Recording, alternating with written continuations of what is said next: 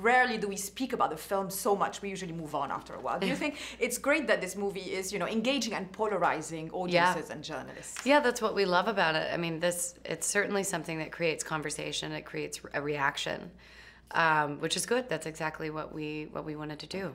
I mean, the greatest, music to our ears is hearing people argue over the movie. Yeah, exactly, absolutely. As a character, was she a blank canvas that you wanted to fill bit by bit during the shoot, or you had a great understanding of her even before starting to film? I had an understanding of her, but I wasn't able to do it, if that makes any sense. I just didn't, nothing I was doing sounded right, it just wasn't really fitting together really until I got in the house, because the house and I in the movie, were kind of one organism, and that really helped me. That ended up being the most useful tool to me, as was really getting on the house and feeling the floors and kind of connecting.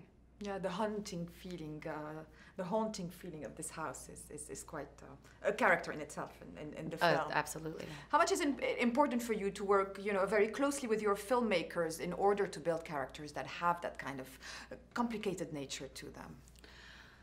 Well, I mean, it's just always inspiring to work with artists. Yeah. And you have so many of them. Yeah, and I really admired Darren's instincts. He was just so instinctive. And also very specific.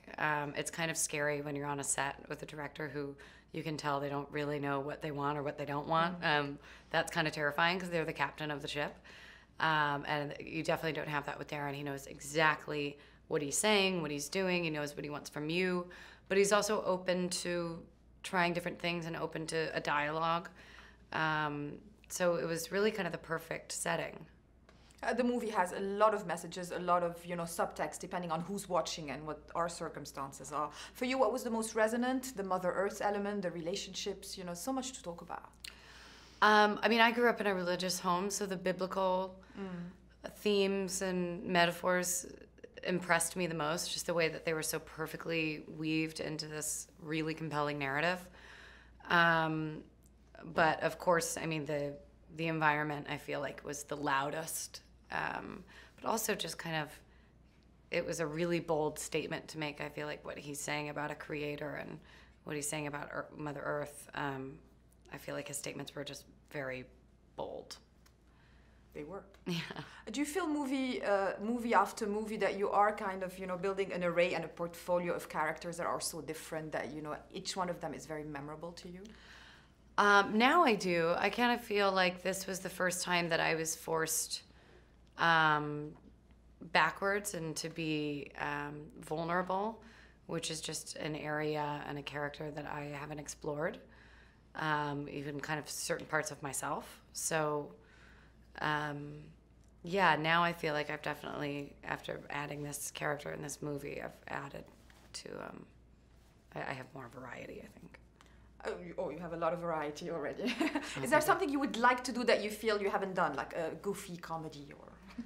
I'd like to do a comedy. I'm set to do a comedy. I wrote one with Amy Schumer and her sister Kim, and we're just trying to work out our schedules because we have a director. So I'd love to do that. Yeah, you co-wrote it with her, right? Yes. Yeah, that's really exciting. And other actresses that you admire, that you like just to watch on screen. Yes. Amy's not love. Yeah, I mean, well, where do I even get started? Frances McDormand, Emma Stone, Charlize Theron, Kate Blanchett, Kate Winslet, all the Kates.